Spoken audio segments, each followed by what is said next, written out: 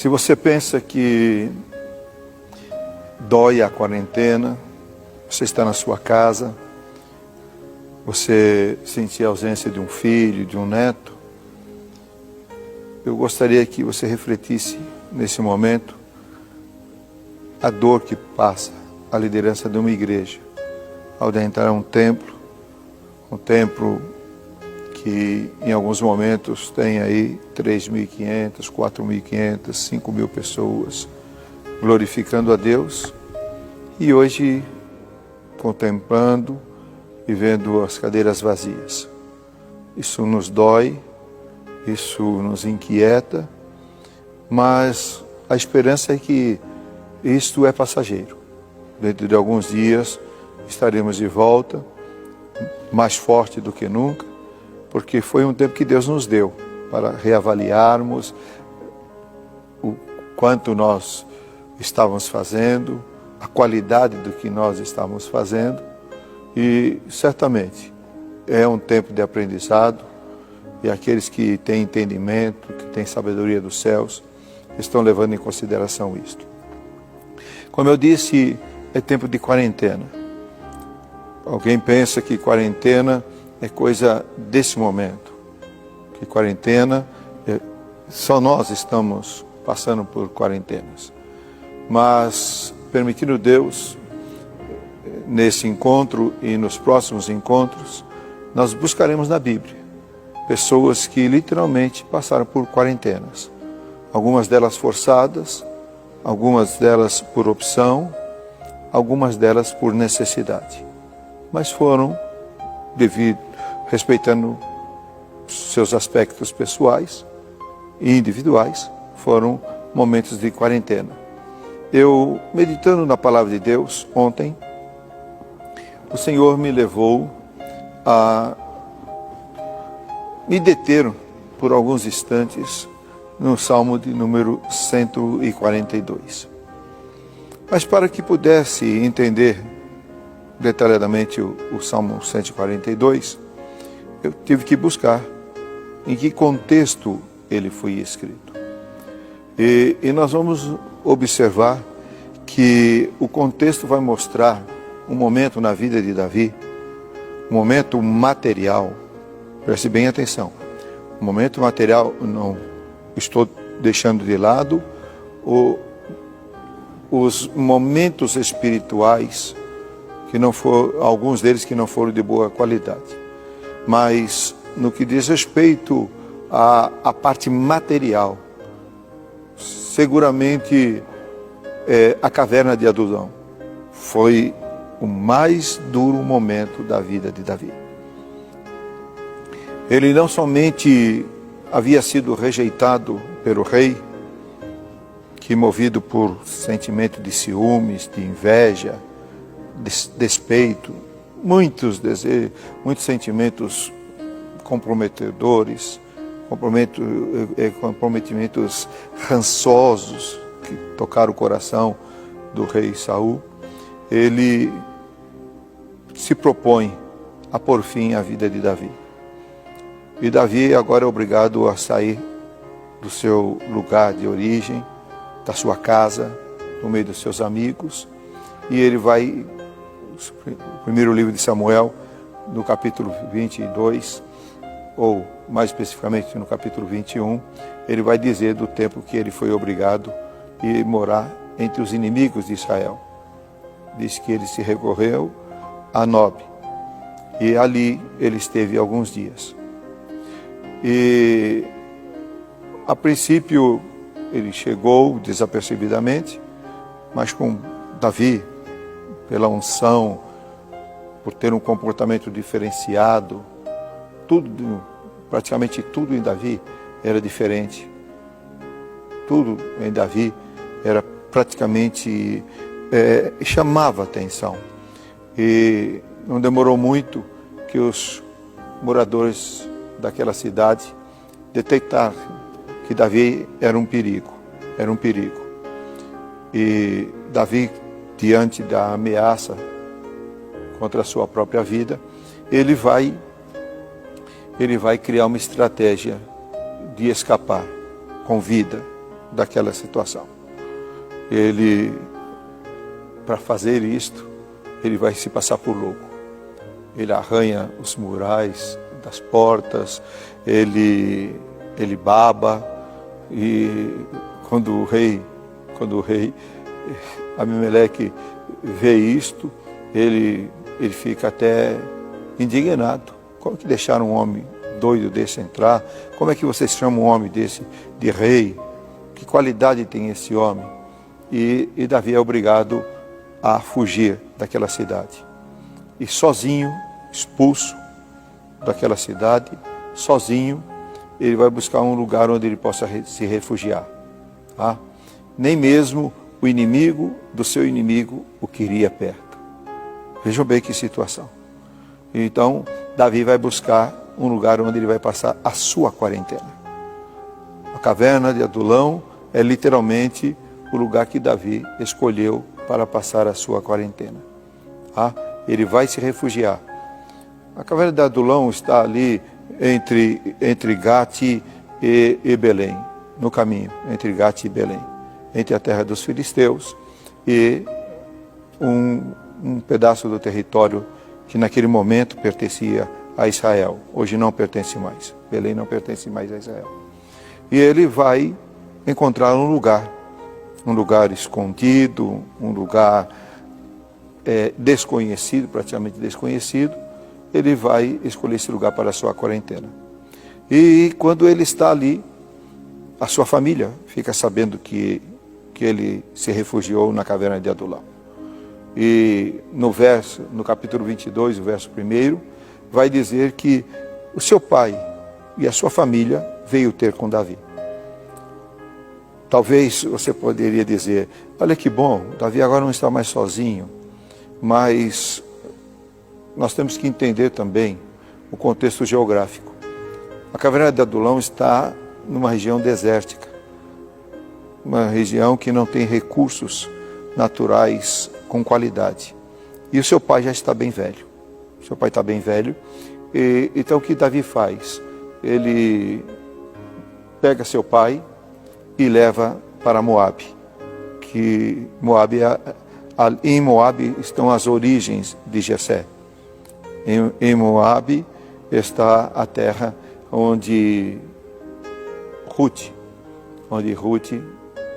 a avó dele, nasceu, e então ele encontra em Moabe um lugar seguro para deixar a sua família.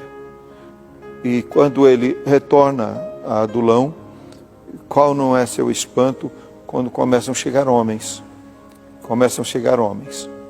E esses homens estão vivendo um momento de muita inquietude em suas vidas. Em virtude de um governo duro que Saul exercia naquele instante, Saul já estava totalmente distante da vontade perfeita de Deus, aquela vontade agradável de Deus. Ele estava distante, ele já estava tomando algumas atitudes bastante comprometedoras no que diz respeito à sua maneira de governar. Então, ele apertou muito a população no que diz respeito ao pagamento de impostos. Ele não era um rei amigo naquele momento. E isso fez com que gerasse um grupo de homens endividados, problemáticos e, acima de tudo, amargurados de alma. E foram esses homens que procuraram por Davi na caverna de Adulão. Tá? Ali, eles encontram Davi, e o sentimento do coração de Davi não é um sentimento bom naquele instante. Ele se sente uma pessoa indigna, ele se sente um injustiçado, ele entende que ele foi mal interpretado. E, de fato, ele foi muito mal interpretado. Um homem que amava, um homem que era leal ao seu rei, e esses valores não foram percebidos, não foram avaliados e não foram reconhecidos. Muito pelo contrário. O sentimento que tinha no coração de Saul era literalmente exterminar a Davi. Então Davi aqueles homens vão encontrar Davi naquela situação. Uma situação muito ruim, muito ruim. Literalmente a situação de uma pessoa que está em quarentena. As quarentenas fazem nos refletir: o que eu estou fazendo aqui? Por que eu não posso voltar à minha vida normal?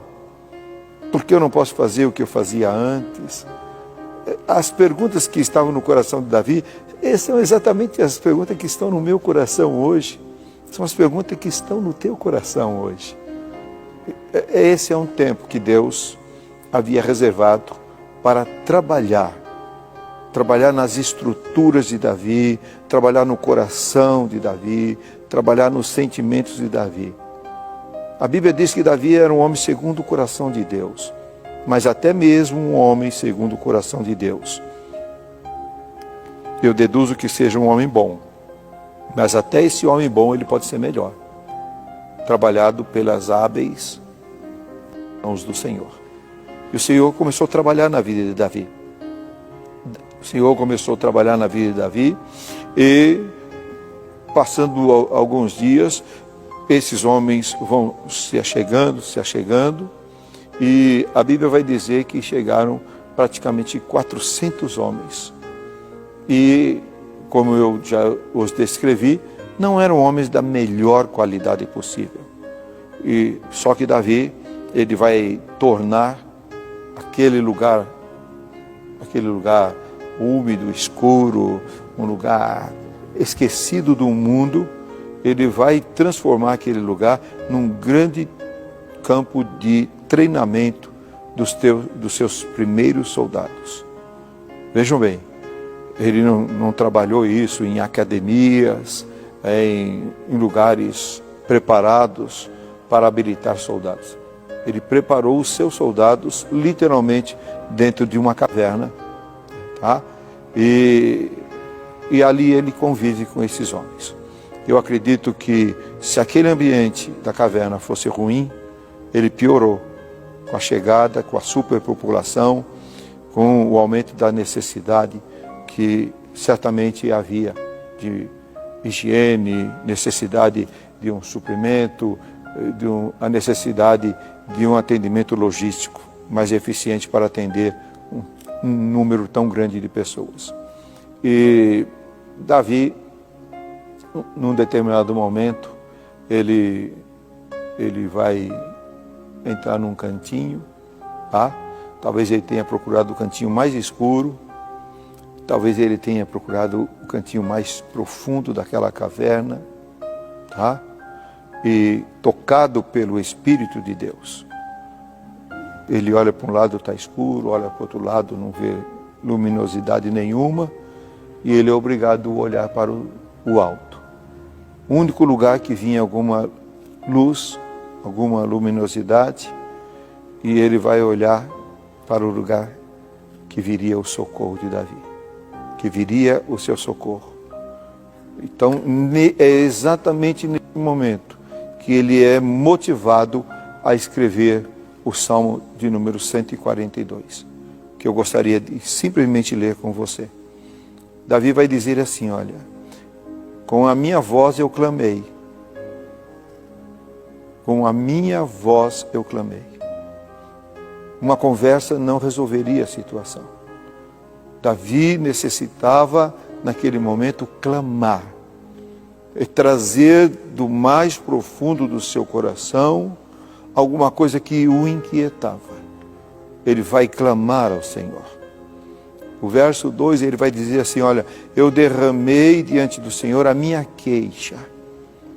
Tem muita pessoa se queixando com um, se queixando com o outro, reclamando com o outro. Não é tempo de nos queixarmos com ninguém. Nós temos um Deus que nos ama, que nos acompanha, um Deus que é sensível ao momento que eu vivo, à situação que eu vivo.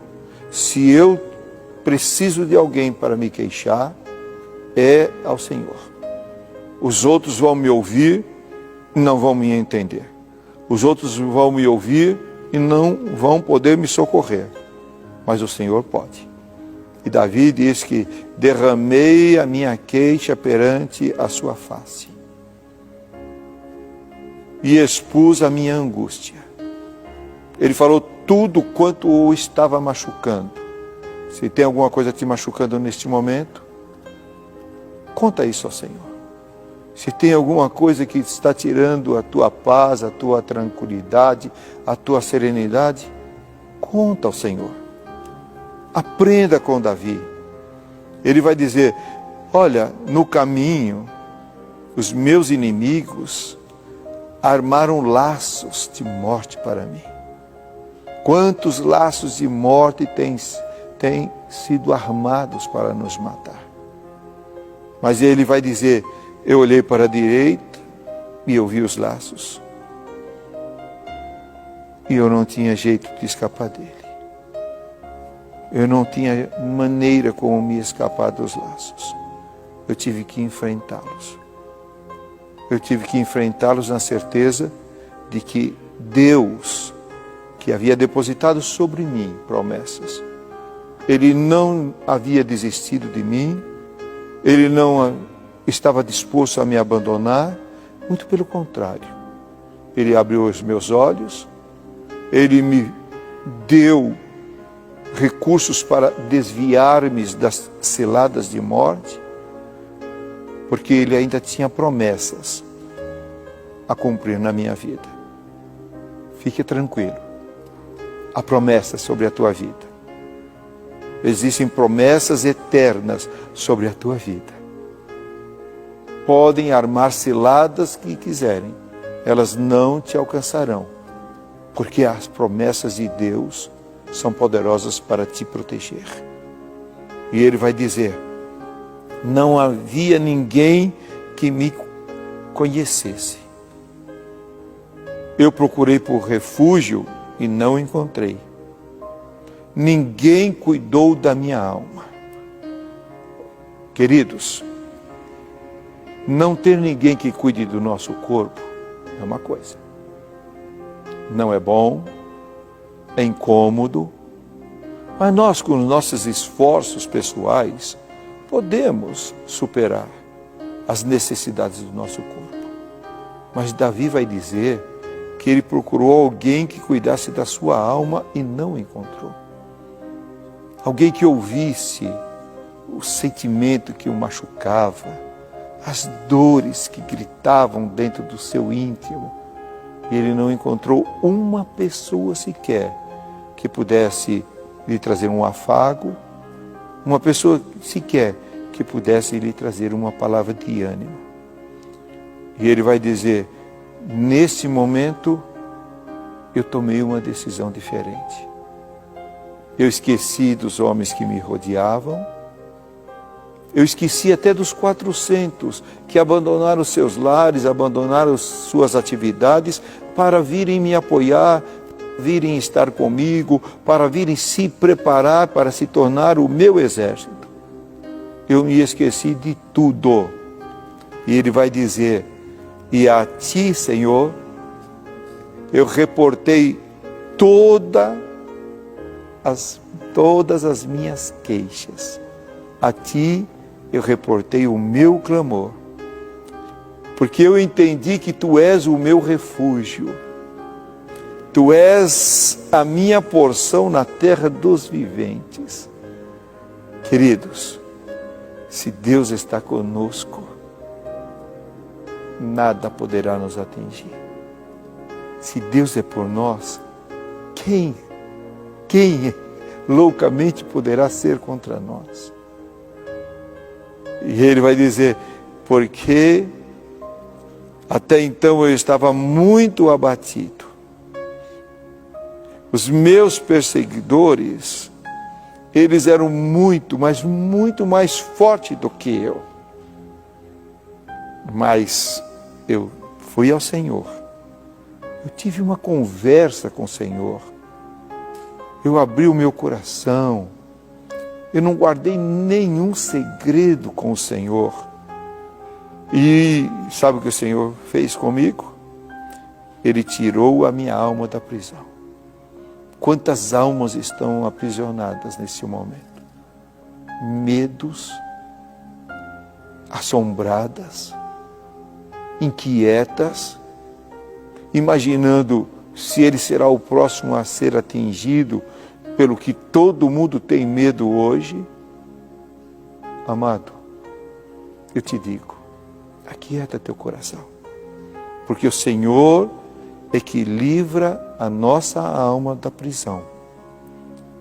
E Ele livra só por livrar? Não. Há uma motivação do Senhor agir a nosso favor. Há um porquê do Senhor agir a nosso favor. E Davi vai dizer, sabe por que ele agiu?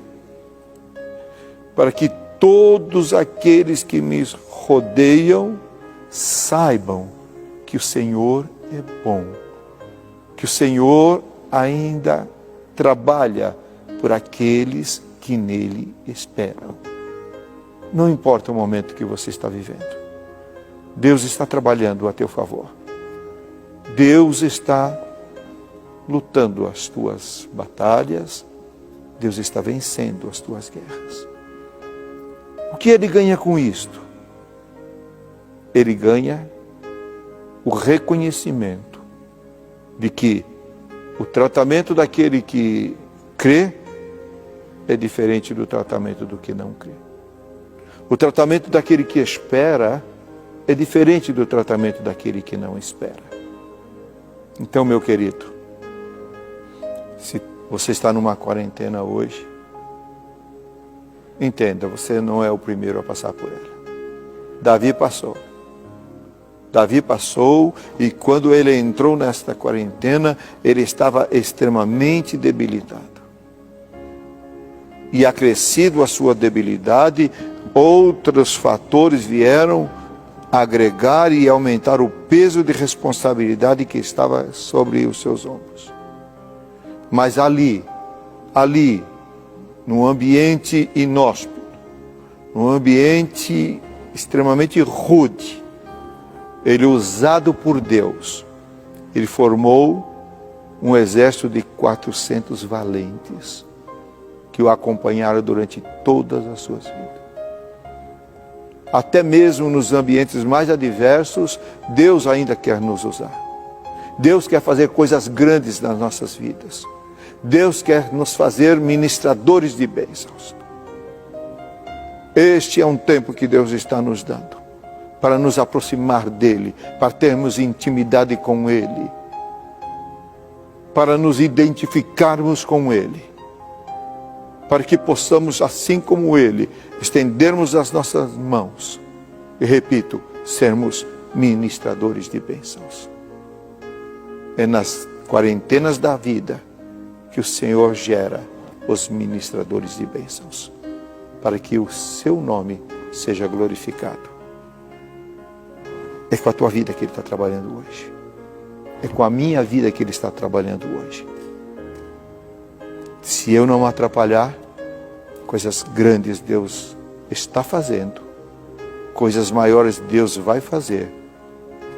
E o seu nome será glorificado através da tua vida. Através do teu agir. Através da confiança que você tem no Senhor. Guarde isso no teu coração. Se a quarentena que você está vivendo te incomoda, você não é o primeiro que passou por ela. E assim como outros passaram e venceram, você vai vencer também. Ela está com seus dias contados. Muito perto está o momento que as luzes se acenderão, as portas se abrirão e a igreja não terá esse aspecto que você está vendo hoje. O nosso lugar de adoração não terá o aspecto que você vê hoje.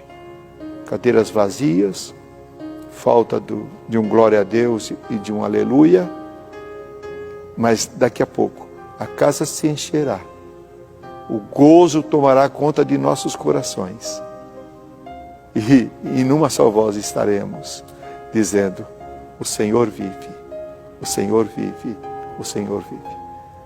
Deus te abençoe, meu querido. Foi bom estar com você. Foi bom ter esse tempo reservado para meditarmos a palavra de Deus. E permita Deus que na sua soberana vontade, dentro de uma semana, novamente estejamos juntos, para estarmos trazendo uma palavra semanal, uma palavra que temos reservado para compartilhar com você. Foi muito bom para o meu coração, foi muito bom falar contigo. Neste momento eu quero lançar sobre ti uma palavra de bênção, uma palavra de oração. Incline sua cabeça por alguns instantes. Querido Deus, eu te dou graças pela oportunidade singular que me concede de neste dia me reportar a todos os que me ouvem, a toda a igreja de Várzea Paulista, e pedir, Senhor, que o céu se mova a nosso favor.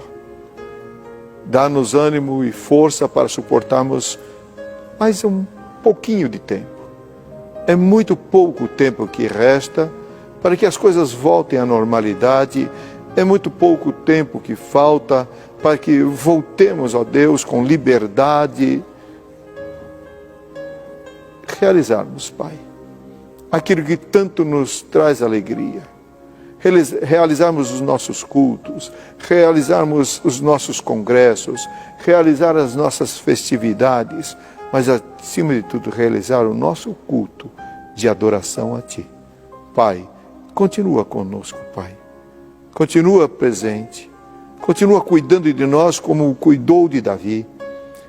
Tira-nos, Senhor, das cavernas de isolamento. Tira-nos das cavernas, das quarentenas, ó Pai querido. E dá-nos o gozo da salvação. É o que nós pedimos e agradecidos somos em nome de Jesus Cristo. Amém. Duas coisas eu quero deixar como pedido, se é que você pode me atender. A igreja tem trabalhado intensamente com o objetivo de te alcançar, com o objetivo de entrar no seu lar, te trazer um alimento da parte de Deus. E eu gostaria que você me ajudasse, você assumisse uma postura de um evangelizador da nossa igreja e transmitisse o que você tem ouvido e que tem feito bem ao teu coração, transmitisse isso aos amigos, aos parentes, às pessoas queridas. E como é que você vai fazer isso?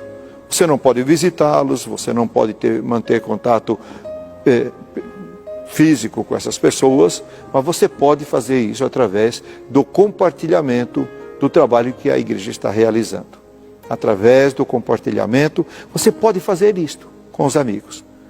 Eu até trouxe recentemente uma experiência compartilhada. Uma irmã querida compartilhou com um grupo de amigas que ela não via há tanto tempo, ali no estado de Minas Gerais.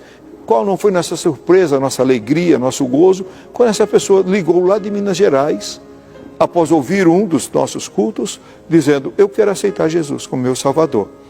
Então, o reino está crescendo através do trabalho que a igreja está fazendo, e você pode fazer parte desse trabalho através do compartilhamento. Quanto maior for o número de compartilhamento, divulgando o trabalho da igreja. Isso é uma coisa séria, hein?